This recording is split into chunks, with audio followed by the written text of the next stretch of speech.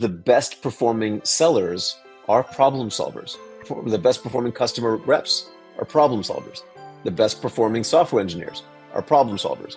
The best performing product managers are problem solvers. And it just so happens that problem solving is the biggest skill gap that we see in organizations. So the most important driver of your growth is problem solving. It is the driver of adaptability. It is the reason why you need a motivated workforce. It happens to be the biggest skill gap in the workforce today. And most organizations are blind to it. So when you talk about measurement, what we've really cracked the code on is measuring motivation and the velocity of problem solving. So essentially, this middle manager who's freaking out about what their bosses think about their OKRs, that person's not going to perform adaptively. That person's in the middle of emotional and economic pressure. Yeah. And as a result, their adaptive performance will decrease. So those motives, we have not only mastered measuring them, but we've mastered measuring them in ways that would increase them. Like, it's important to understand there's a fundamental difference between a thermometer and an air conditioner. Thermometer measures the temperature, an air conditioner makes the temperature. And how you measure something very profoundly affects the thing that you're measuring. And so what we've actually figured out is not just how to measure motivation. What we figured out is how the instrument of measurement actually increases motivation. Yeah. It's the air conditioner, it's not the thermometer. That's what's mind-blowingly awesome about this technology. Hello and welcome to the Alloutcoach podcast. My name is Tim Mikhelishvili. I'm your host, also CEO and co-founder of Pharma, where just like we do on the show, we merge sportsmanship with scientific thinking and bring it to life and business. Also, we're launching a new software platform that is designed to improve and transform both the patient or customer experience and the employee experience in third quarter. So make sure to follow the Alloutcoach podcast and also go to our website, amadevpharma.com. Today's episode is a long-awaited discussion with a leader who's been a protagonist and an inspiration of previous episodes, Neel Doshi. He's one of the brightest minds in organizational change research. And so make sure to stay tuned, listen, and watch this episode because you're in for a treat as we talk about what motivates performance. A little bit about Neel Doshi. He is the co-founder and CEO of Vega Factor. Also, New York Times and Wall Street best-selling author of Primed to Perform. He has been a multiple times award-winning founder of various tech companies and startups, including Genesant. He's an avid photographer, I might add, and it's truly a pleasure and an honor to host him on the show for the first time. Neel, welcome to the show. Tim, thank you for having me. Really appreciate being here. Tell me what led you to study human performance and go over some of the highlights and moments in your career. It's a long story, but I'll try to make it short. So when I entered the workforce, it was the late 90s. And I entered as a software engineer at a very large financial institution. And at the time, this was when the internet was starting to come online, and the giant banks were a real opportunity to build cool tech, like global institutions using the internet in high volume transactions that could never fail. Really interesting opportunities as an engineer. So joined a big bank, and within a few months, I hated my job. Like, I hated it. And the funny thing is, I couldn't tell you why. My leaders were the nicest people, like really good people. We had ping pong tables. We had the foosball table. We had a nice espresso machine. As engineers, we were lavished. Like, we had a lot of perks.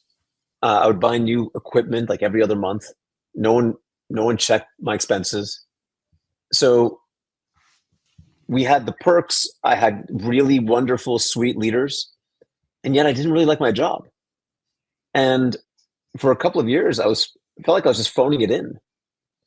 The thing that was really tough for me is at the time, I thought it was me. I thought maybe I'm not cut out for work. Now, what a depressing thought. Like, you're in your early 20s now. It's your first real job. You just came out of college and you're thinking, I got another at least 40 years of this ahead of me, and maybe I'm not cut out for it. And eventually I quit to start a company. And in the tailing days of my time as a software engineer, I worked 3 hours a day. I mean, I was phoning it in. I was quiet quitting before that was cool. And I left to start this company where immediately I'm working 14 hours a day, 7 days a week, and loving every minute of it. And so I realized it couldn't have been me. I didn't have time to change. It was one day to the next. So I realized it had to be something else, something outside of me.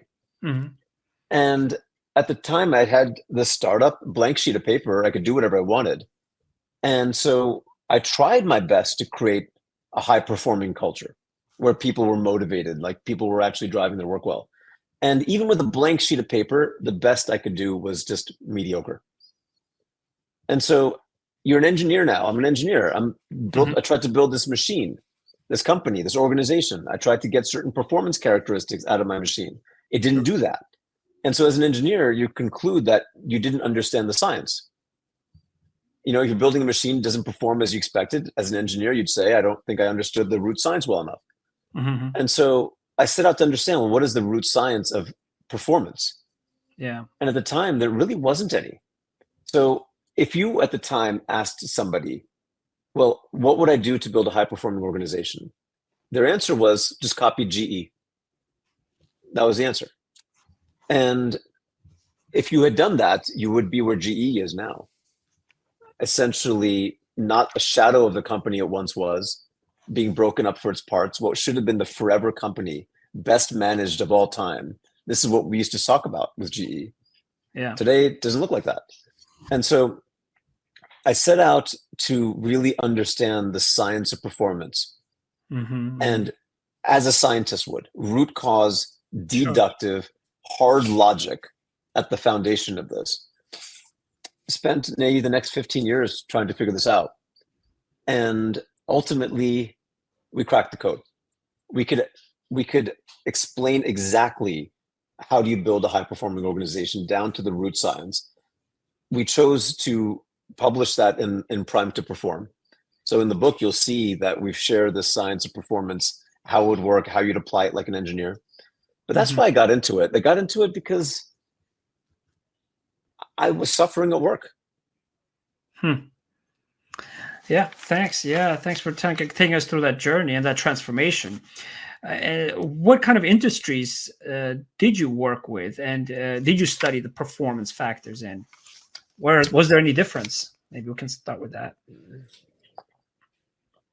You know, when doing this research, we looked across many industries, like from factory workers in automobiles, factory workers in growing economies where the factory itself is on a mud floor, to high-end tech workers, to airline workers, fast food, to, you name it. The fundamental reality is when it comes to what drives performance, people are people. People are people around the world, whatever industry you're in, people are people. And we all work the same way. Like what makes us tick, what makes us perform at our best is really not a function of industry. It's a function of humanity. Yeah. Yeah. I think one of the biggest lessons that I've taken myself from reviewing your research is that how well you work depends on why you work.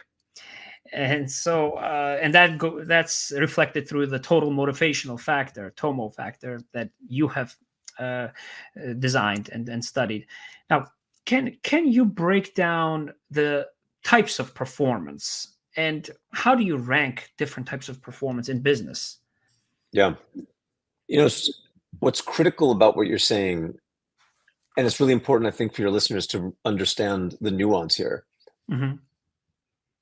Where I find a lot of practitioners and researchers get something foundational wrong is ultimately motivation and performance are two sides of an equation. Like you can look at it from either dimension, but you'll eventually get to the other side of the equation. You have to look at both though. So let's start with performance, then let's talk about motivation for a second. Okay. So your question, like different types of performance, when you look at the research that our research is based on, the predecessor research, Sure. it was really quite muddled, I'd argue, when it comes to what is performance. It wasn't what the research was asking. What we realized is you have to ask that question to actually understand what drives performance. What we realized, to put it quite simply, is there's two types of performance. One we call tactical.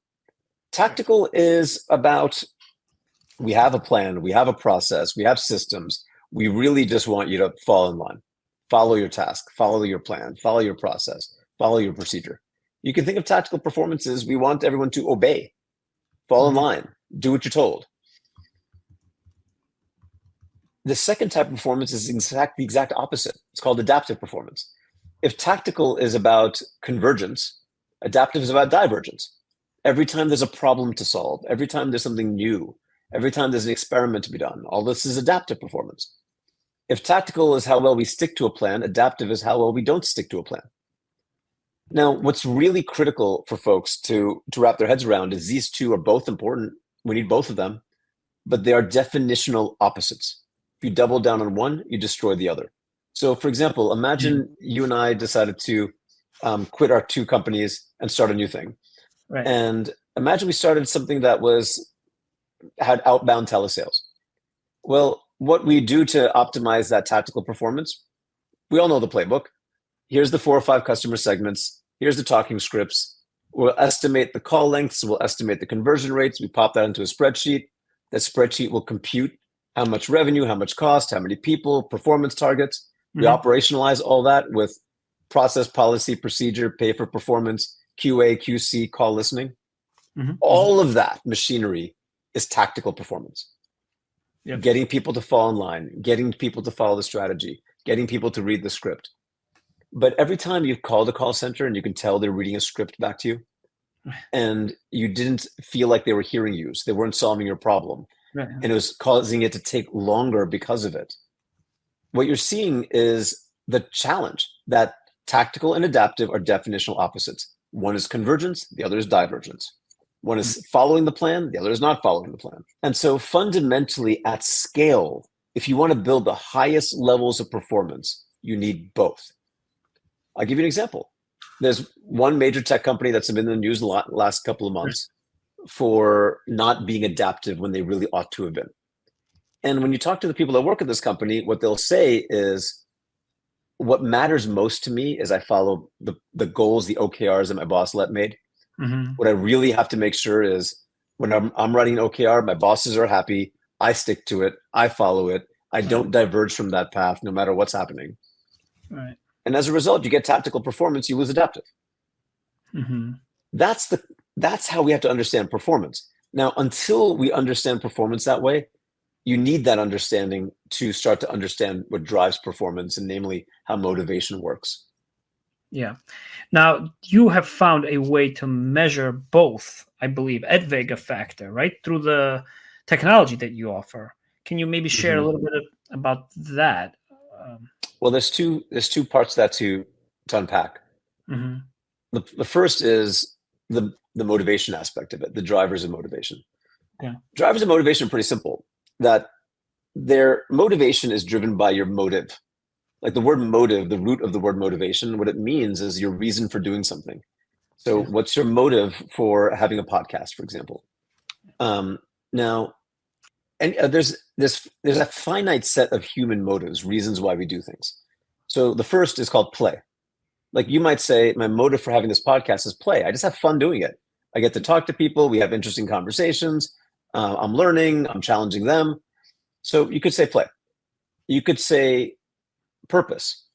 Purpose is you value the immediate outcome of this podcast, for example. The immediate outcome might be you felt like you learned something, or you felt like you built a relationship or a friendship. Immediate outcomes. You could say potential.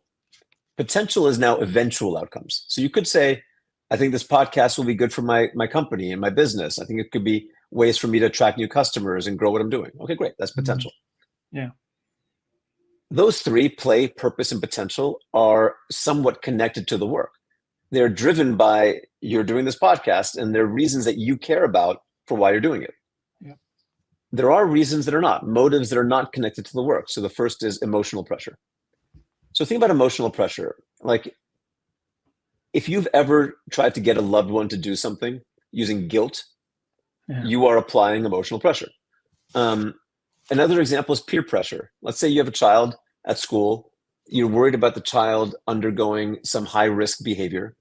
Well, that high-risk behavior is the activity.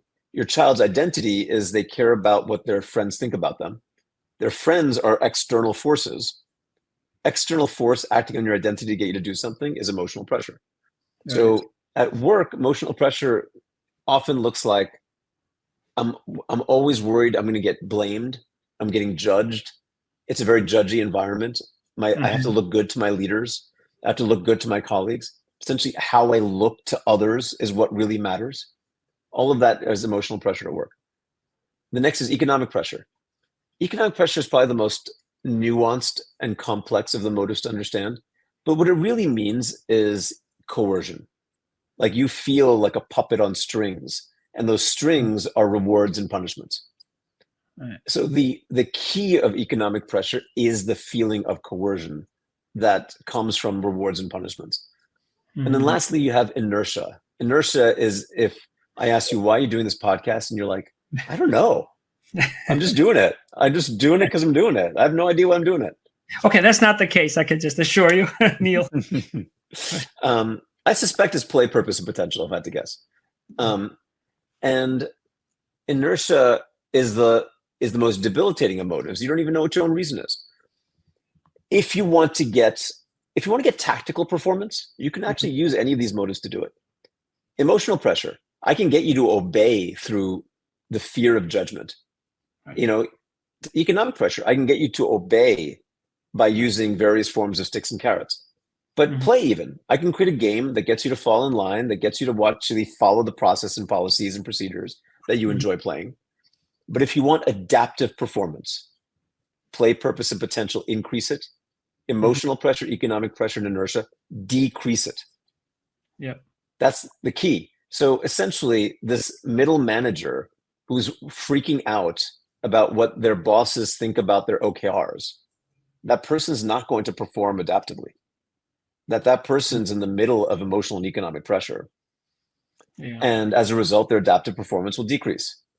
So those motives, we have not only mastered measuring them, but we've mastered measuring them in ways that would increase them. Like it's important to understand there's a fundamental difference between a thermometer and an air conditioner. Thermometer measures the temperature, an air conditioner makes the temperature.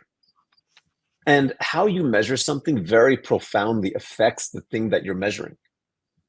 And so what we've actually figured out is not just how to measure motivation. What we figured out is how the instrument of measurement actually increases motivation. Yeah. It's the air conditioner. It's not the thermometer. That's what's mind-blowingly awesome about this technology. The second thing we figured out is if you think about adaptive performance, there's many measurements for tactical performance. It just depends. Like, typically how most sales teams measure their sales funnel is tactical performance. How many calls did you do this week? How many demos did you do this week? I'm familiar with that in the pharma industry. Yeah, I'm sure actually. Yeah. Now, what's really interesting, I'll give you an example of this. We were applying our work to a commercial bank.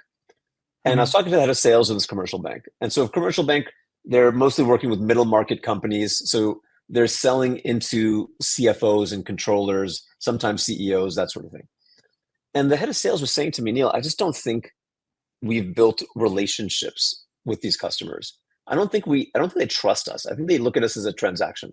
And I said, well, and he said, why? I said, well, let's work on that together, but let me ask you to do some homework if you don't mind. I remember this conversation. It was December, towards the end of the year. I said, if you'd be up for it, would you ask all of your sellers to give you their last 3 pitch books? Don't cherry pick, last 3. And then over the holidays, just peruse them. And as you peruse them, I want you to ask yourself, do you see any interesting ideas? That's it. One question. Do you see any interesting ideas? Right. So we met again in January. He says, Neel, I did it. Not a single one. They were all just wrote off the shelf, selling the catalog, no thought process, no solutions. We don't understand our clients' problems because fundamentally, consultative selling, as an example, solution selling, building trust-based relationships, solving software development problems. These are all acts of problem solving. You call a call center rep, and you don't want them to read the script. You want them to solve your problem. Yeah. It's an act of problem solving. And so fundamentally, when you really understand adaptive performance, they are various forms of acts of problem solving. And what we have measured, what Factor.AI can measure, is the velocity of your problem solving. Okay. And so, for example, the sales team would not have had this issue if they were using Factor, because they would see whether or not the problem solving velocity is trending up, trending down, which team is at high, which team is at low. And they'd start to realize the best performing sellers are problem solvers. The best performing customer reps are problem solvers. The best performing software engineers are problem solvers. The best performing product managers are problem solvers. And it just so happens that problem solving is the biggest skill gap that we see in organizations. So the most important driver of your growth is problem solving. It is the driver of adaptability. It is the reason why you need a motivated workforce. It happens to be the biggest skill gap in the workforce today. And most organizations are blind to it. So when you talk about measurement, what we've really cracked the code on is measuring motivation and the velocity of problem solving. Yeah, thank you. Thank you for that explanation. You alluded to an organization, and I attended your extraordinary presentation at the recent webinar where you talked about Tesla. And I wanted to see if you can also share that with our listeners in terms of how they approach tactical versus adaptive performance. And this was the story of the Model 3. Yeah, I believe. Yeah. Yeah. So what I shared was this very interesting story where, going back to it was the mid 2010s, 2020s, I think it was 2017 actually. Tesla had already gotten credit in their share price for building a mass market car. If you remember, once upon a time, Tesla was all luxury. And to really grow, they had to penetrate lower in their market. And so they had to create a car that was more affordable. So they created the Model 3. This car was their attempt at mass market manufacturing. So it was a big deal. And in their quarterly earning calls, they started to talk through their expectations of how many cars per week they were going to build. So first year, they're talking about it, but it's still about the next couple of years. And they bought a company that happens to be the world's leader in building factory robots. Tesla's vision was to build the machine that builds the machine. That's what they called it. If you've ever seen that Tom Cruise movie, Minority Report, there's a Lexus factory that has no humans in it. It's just like a symphony of robots building this car. That's what they had in their mind. Next year, Q1 earnings call, they up their targets. They buy another company that builds factory robots. Next year, they missed their targets by a lot. Like, if I remember right, there was something at like 20% of target. So that's a massive miss. And if you remember, Elon Musk hard pivoted. Like, he started sleeping in the factories, like on cots.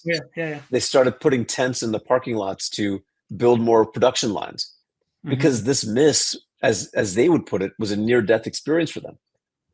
And so what they realized was the robotics that they put in were good for tactical performance. The machine can put a bolt in with the right torque, but it doesn't account for threads that are misaligned or small defects or issues here and there in the production line. And by stripping out all of the humans, they stripped out all of the adaptive performance, and actual throughput plummeted. And so what they had to do is they had to actually put the humans back in. Elon Musk even tweets it out. He says in his tweet, quote, "Excessive automation at Tesla was a mistake. To be precise, my mistake. Humans are underrated." And what the hard-earned lesson was, performance needs tactical and adaptive. You have one without the other, you will underperform. There's just no doubt about it.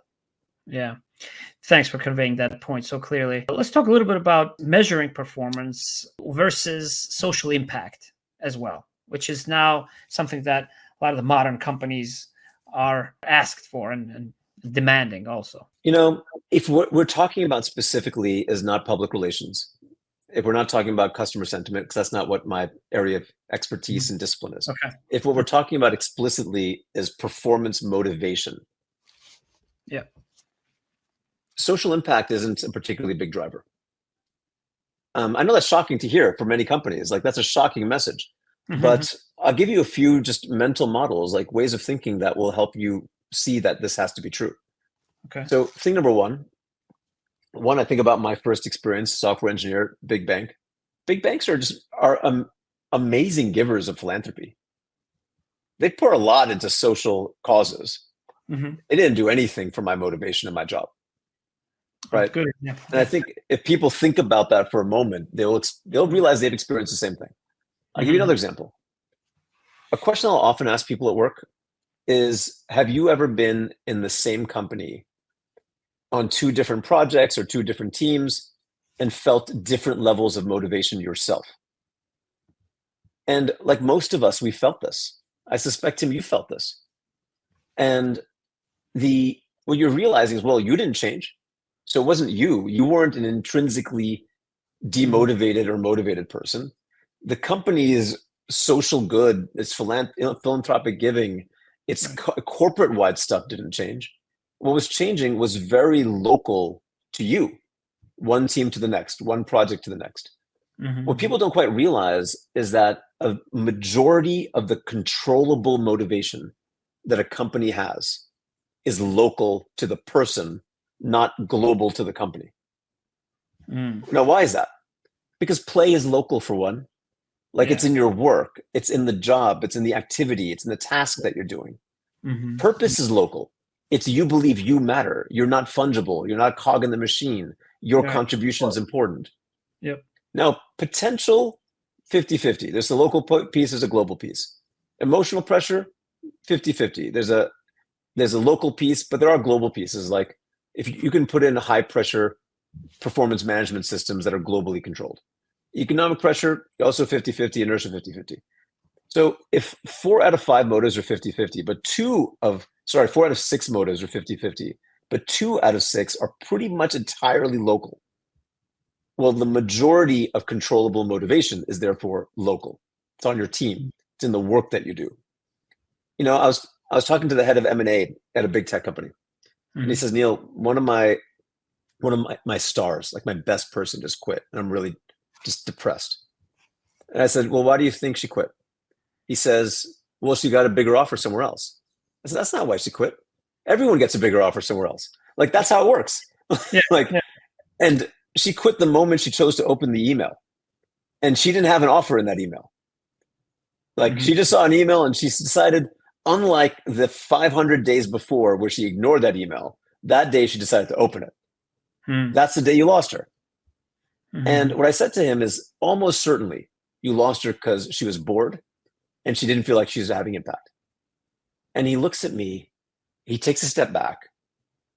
He's silent. He's silent for like maybe a good 15 seconds. He's leaning back in his chair, he's looking up, and he looks at me again. He says, Neel, you're 100% right. Because he was going through he's going through 2 years of interaction, correspondence, and things that she was saying, and he never picked up on obvious cues. She was bored and she didn't feel like she was making a difference. And so 2 years of that, she opened her email. And of course they gave her a bigger offer, because that's what you always get when somebody tries to poach you. But he lost her way before that. And so the real thing about social impact, you know what? It's good for your customers. It'll help with potential motive, might help with your brand. Maybe you get some innovation out of it.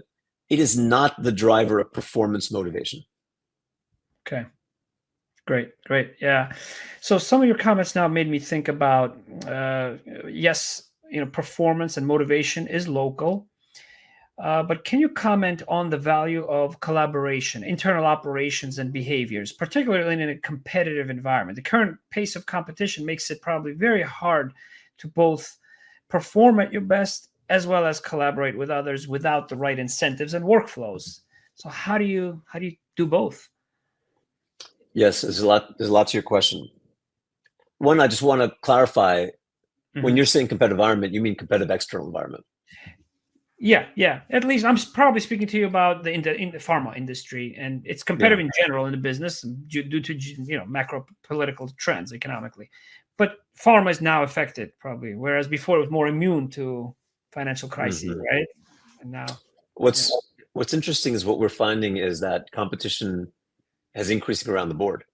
Like what you're finding is even incredible innovations plateau really fast because one is faster to saturate your market, and two, competition moves in faster. Like if you look at iPhone as a revenue share for Apple, it started plateauing only like 7 or 8 years in. For one of the most incredible products ever made, innovative in so many dimensions, with one of the most incredible launches a company's ever had.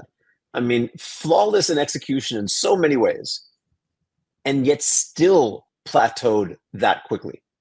And so, yes, we're in a world where competition moves faster, threats move faster.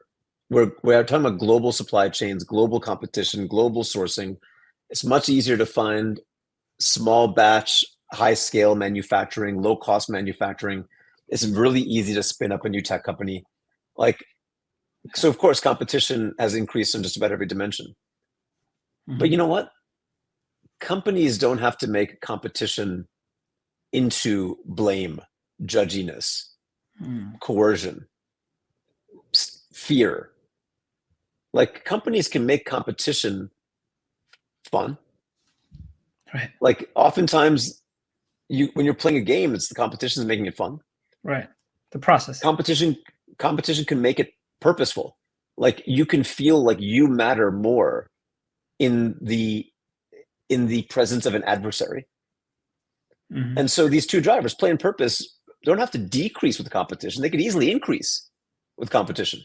What companies do is they turn competition into pressure, not play and purpose. And so they're not actually leveraging what could have been a strength. Competition is not a bad thing from a motivation perspective. Companies are making it a bad thing. Unforced error. It is an absolute unforced error by companies that are doing that. But that's kind of the first part of what you're saying. The second part is collaboration and performing at your best in collaboration. How does that work? How do you think about that? Well, one, think about when organizations are collaboratively dysfunctional, which happens all the time. Like you see it all the time. A major driver of that is when people are driven by the wrong motives. So play and purpose, these motives are not zero-sum game motives. Like you and I can play a game together, and actually us playing it together could actually enrich both of our play. Purpose is also not a zero-sum game motive. Like you and I could be playing a game together and we can actually enhance each other's feeling of value, like personal impact. Sure. When you're starting to operate off of emotional pressure, it starts to become a zero-sum game. I need to look better than Tim. Right. If I don't look better than Tim, then I'm going to get cut next. Right. Same with economic pressure.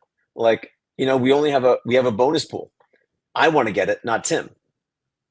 And so the challenge is when organizations use indirect motives, emotional pressure, economic pressure, and inertia, as the means of their performance strategy, they are fracturing collaboration because they've replaced missionaries with mercenaries.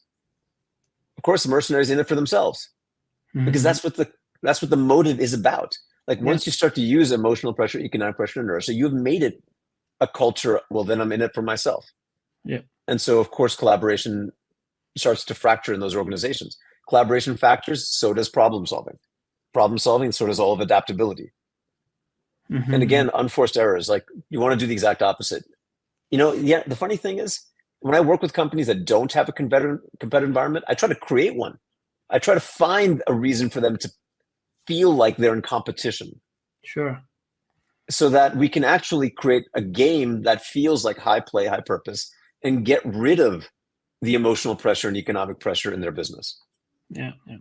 You know what? Today, my son had a field day at school, and for 2 hours, and they talked about crunching some numbers and comparing the teams, but they didn't explain how they did that. And I noticed that they weren't really competitive with each other. Yeah, they were trying their best, but I'm not personally a fan of competitions where an eighth place finisher gets a trophy, for example. And so I completely agree with the value of that competition with you. Thomas Jefferson said that government is best when it's least managed.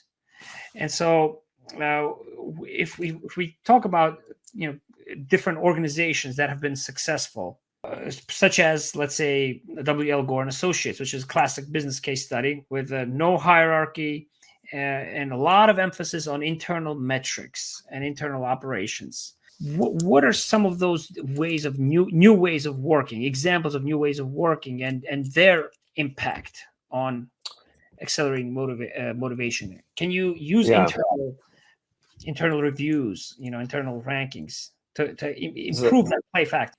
Let me unpack three things that I think you gave as examples, because they'll have slightly different takes on it. Mm-hmm. One was hierarchies, sure. One was metrics, and one was reviews. So let's actually unpack all three of those, actually, because they will be different. Okay. Imagine you had a weak bicep, like your arm muscle was weak.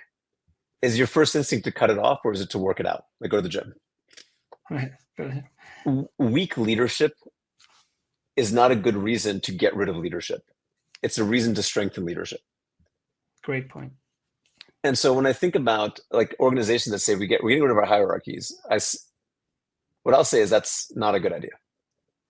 Because at the end of the day, there's a purpose to having someone who has a different vantage point, who can coach, who can help skill build, who can bring integrative problem solving when teams usually have like deep problem solving. There's a real role for leadership that's not judging people, that's not blaming people. What I generally see when organizations say, Neel, I want to get rid of my leaders, I want to get rid of hierarchy. Well, the root reasons why is those leaders were unskilled. Their roles were made to be judgy, blamey, demotivating. And those were problems that were better solved through shifting some of the systems of your company, skill building the leaders, not getting rid of them. Like, take them to the gym, don't get rid of them. Yeah. Because teams do need coaching. They need that kind of like pull them up out of the weeds, see the forest, help guide their ideation, help guide their problem solving, bring the horizontal thinking in. Like these are all needs that are actually quite important. So one, I wouldn't recommend getting rid of leadership. I'd recommend developing leaders. And when I look at most organizations, one of the things that our firm is oversubscribed on is problem solving training. We'll do problem solving training at top to bottom, from CEOs all the way down to individual contributors. It's the number one thing that, when it comes to training programs, is the number one things companies ask for us.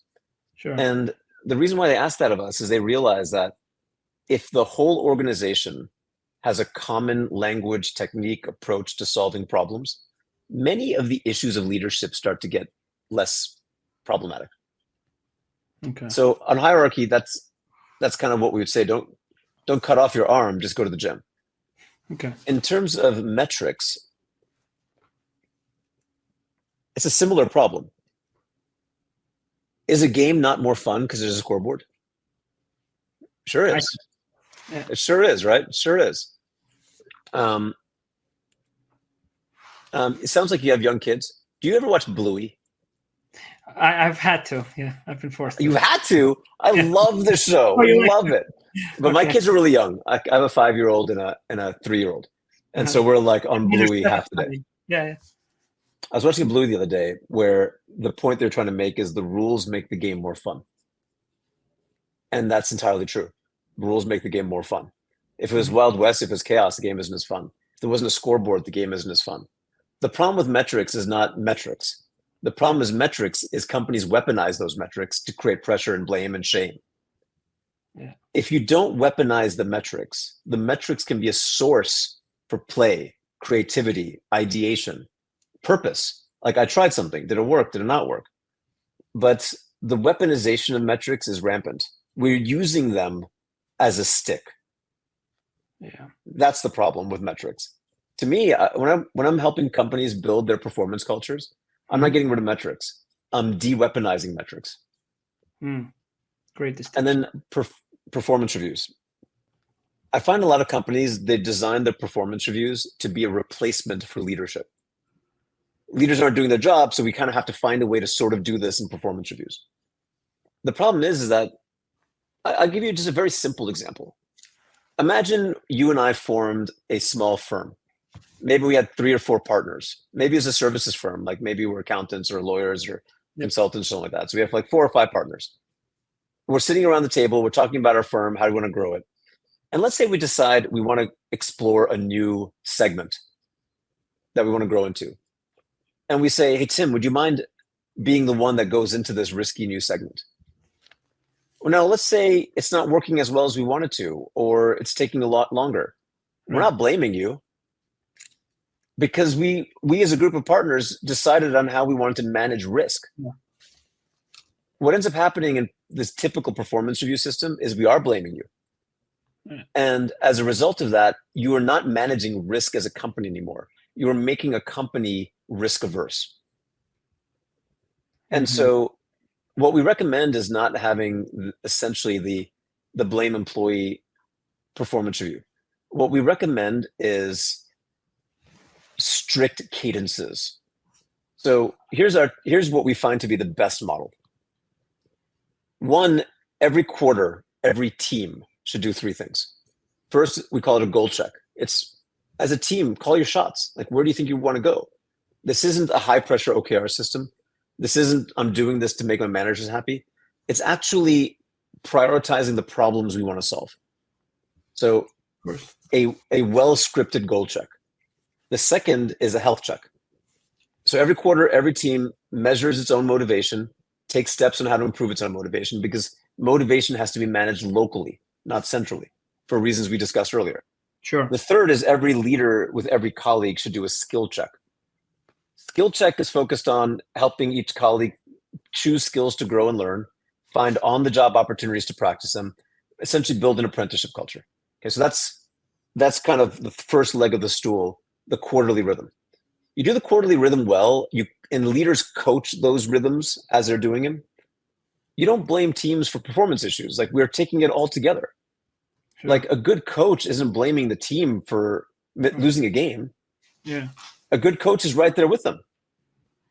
And so these quarterlies are about getting the coach into the game. The second leg of the stool are weeklies. There's 2 rhythms that really matter weekly: prioritization and problem solving. Teams are usually bad at this. This is why problem solving training is our most subscribed to training program, because teams are not particularly good at it. They've never been trained on it before. But every week, prioritization, problem solving. Then annually, when you do the performance review, you're doing it skill-based. And all you're doing is checking to see what velocity or progress is Tim making on his skill growth. You're not managing team performance through individual performance reviews. That's the key. Like, a lot of companies are trying to manage team performance through individual performance reviews. They're blaming the individual for team performance. You manage team performance as a team, and you do it weekly and quarterly, and you do it with aggressively. You're not hands off. You're not, like, what kind of coach is hands off? Yeah. And so if you get the weeklies and the quarterlies where it's coach and team aggressively managing team performance, no blame, no shame, but aggressively managing team performance. You don't manage team performance in annual performance reviews. You manage the individual. The thing that isolates the individual from the team is skill. And so if you really want to isolate the individual in a meritocratic way, it is entirely skill. And so the annual review should be a skill-based annual review. I think we can have a conversation for another hour or 2, because, look, I believe that we are able to not just use sports analogies, but embed them into the everyday fabric of our operations internally. And as a result, both perform better, collaborate, and be more engaged at work. And that's what my mission is at Amadev Pharma. And it sounds like we have a common mission. And I'm glad that to see that some of these types of approaches, an emphasis on problem solving, teamwork, and using a more scientific approach to measuring both team performance and individual performance can improve motivation, improve performance, and ultimately turn these performance reviews into personal records or team records, right? In a sports analogy. Neel, I want to ask you for a final message that you have in how you're stretching yourself and lifting others, which is the motto of this podcast, in your current or next project. Yeah, absolutely, Tim. There's one thing I'd leave you with your listeners with. Once upon a time, it might have seemed daunting to build a great, motivating, high-performing culture. Mm-hmm. At this point, it's no longer daunting. It's turnkey. It's easy to do. Like, it's just a matter of putting the pieces into place. So if you're starting this journey, you're like, oh, I don't know, I've got big things to work on this year. Motivation, culture, we can kick that off till like next year or the year after. Don't. We've gotten to the point where it's science. The engineering has actually become easy. Mm-hmm. Don't wait. It's now. Great. Thank you, Neel, very much. And I invite you again to this podcast, as well as our Innovation Olympics event that we hold every year in pharma. It's an industry first event in October. So I hope to see you there as well. Thank you very much. Thank you, Tim. Neel. Thank you. Appreciate it. Thank you.